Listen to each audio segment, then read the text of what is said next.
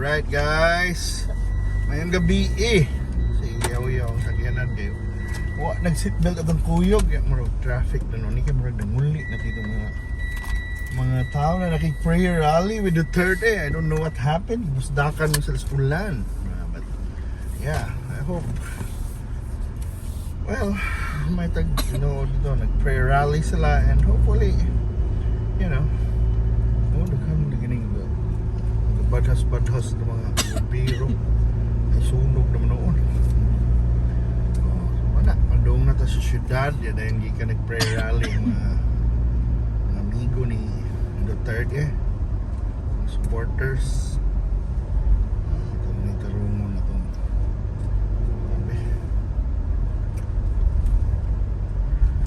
nahiwit mo kuno ni siya, pero sige lang.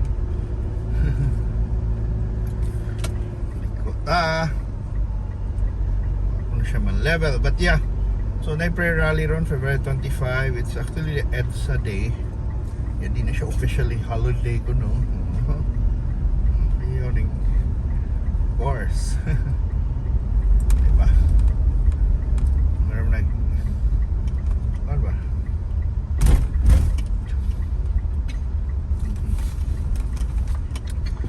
Kung ano gina na obviously it's the EDSA day remembers kung ba ng pagka basically people power how we hosted Marcos, so obviously diba it's kind of weird. Bongbong celebrates it naagito siya pag people power na larga sa just Hawaii. Well, anyway, mauta nata sa Cebu South Coastal Road, SRP. So actually, hindi rin repeat ang rally. Punta human na tingali. I don't know. Prayer rally with former President Rodrigo Duterte. Digong. So I don't know kung kuan. Kumusta sila ganina o sa kusog itong uwan ganina. But hopefully, yeah, they deliver the message or they receive the message. Prayer rally man, so I don't know kung nang-adji ba yun. So yeah, so it's an interesting time for our country, especially sa politics, because na mga issues ba na eventually we Filipinos who are gonna sort it out. So maraming ko ingon, diba? It's gonna be the voters or our representatives who will sort it out. When I choose your representatives wisely, guys, because na pwede kung uyon ba sa imong values, diba? Ang imong representante, diba? So anyway, mura magdirim to sa atbang sa kuan. Mura kuan na may tao. So I guess wala na mana. So uyo baka sa Chacha karami nga na good people's initiative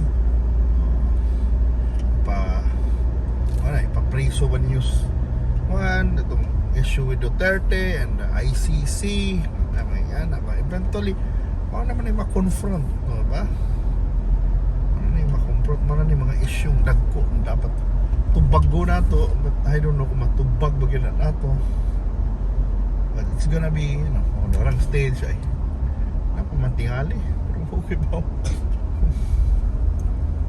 naapabagid ba may mga suga may mga pulis maybe so ako ang ako lang view if ever in the end magplebisito magina kung usbo ng constitution kung uyon baka udi and bana kung ita usara man takaboto pero kuan na to ato ginang tarungon sa usara na itong boto ako na kinang responsibilidad, diba? Para sa kaugmaon, mga negosyo, diba? May mga issue, economic provisions na pwede ba magtag-iya o negosyo ang mga foreign entities sa different industries, like let's say sa media, sa education, kana mga ana ba kayo usahay mga, diba? We're protective of our industries, diba? Labi na ko na media, diba? Na dapat why foreign interference ana, di ba? Matong na issue kay Rappler ana, di ba? Kay imagine no, iyang what? So while you say there was labot sa management, but still the fact that they have they're the big investors, di ba? You could probably say naman na pagmadudahan yun na you can sway your content, di ba, towards one, o di ba?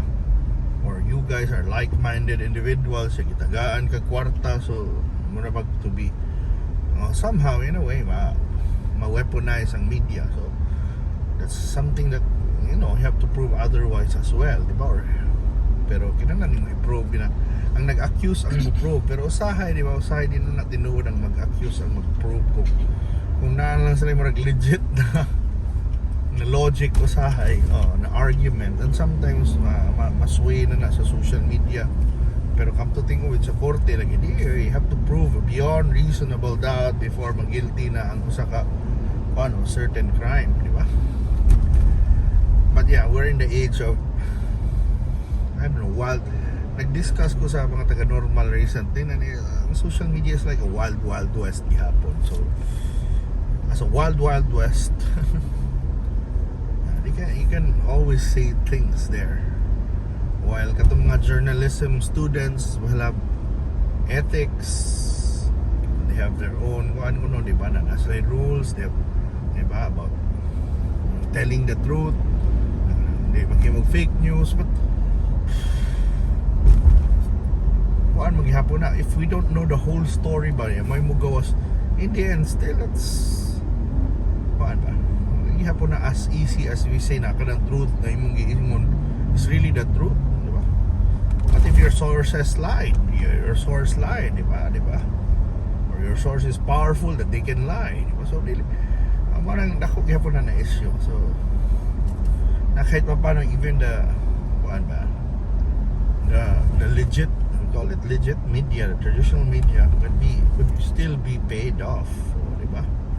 Or be coerced, or anong hadlukod, di ba? Ano na may mga news blackout, di ba? When di ba? Why can some na issues sa kumpanya na news blackout, which is gonna be ano ko question di ba? Ano na aman, there's such a thing as that, di ba? Yeah. Parang maglagot sa social media kay may news blackout na kawas man yun because people are journalists now. Pero na it's still ako na in the end dako gig power ng mga creators or the ones who create the news or content creators mo nang pantayan yun na nato sila. But what may formal na there's no formal organization, formal government agency that will police, di ba, the press, because as they say it's the freedom. But how about social media? Do you have freedom of expression, di ba? Di ba, right of speech in social media, di ba, as an individual. Pero ang kuwan lang sa social media is you can easily make a troll account and so how is that, di ba? You can just spew lies in the guise of fun, but you're not a real entity, di ba? Or it's a fake identity, di ba? So manadaghan kay issues, pero mana. So it's gonna be a thrilling, exciting time. Asa, who are your sources? Who would you believe when it comes to stories? Who would you believe when it comes to mga issues, like mga issues sa Chacha, issues ni Duterte and Marcos? Sometimes it's who you believe, who you watch, who you listen. Neutral, di ba? Everyone has a bias. Even ako tingin ako'y bias. I try my best to be neutral, pero who am I also to be, di ba? To be preaching you what's the truth? I'm not. Because I don't know the whole story hapon. So pareho ra ta. Diba? That's a pretty interesting kuan sa nabang. Kitang tanan, wata kay bawas din ka matuuran. Diba? I mean, we all have part of the truth. Pero sa ato ra nakita. And sometimes there are people, very few people who really dig deep na tanaw yun ang whole picture ba? As much as possible mayon that we try, but sometimes seeing the whole picture is actually an effort yun na. Pero kita mo, see na lang ta sa trends, see how this is going. Na una, the top two political figures, the present and the previous president, are in a way lang at odds on certain issues. I'm not saying sa tanan, but there are certain issues that they're like in the different ends of the spectrum. Diba? Like, mana, changing the constitution, mga powers to investigate, hana ba na?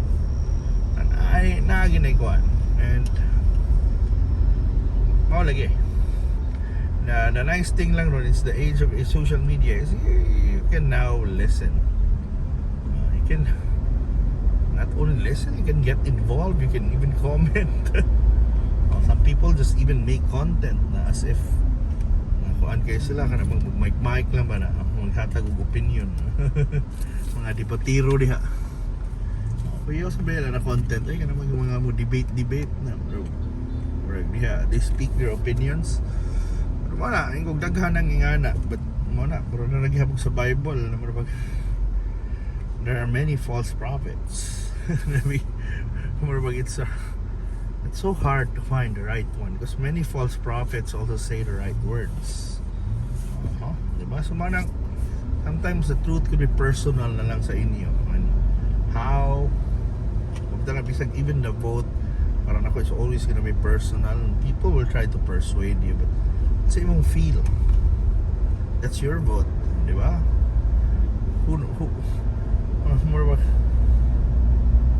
you could vote for the what they say na kuan baka ng mga nuisance candidates kung mao na mong trip o di ba mao na mong feel mao na mong gusto, di ba? So wala, in the end lang daghan kining na maron ako ingon na this year so many things that we're gonna think about. Mana inyo lang una-unahon kinsa mo na side sa inyong views, what's best for you.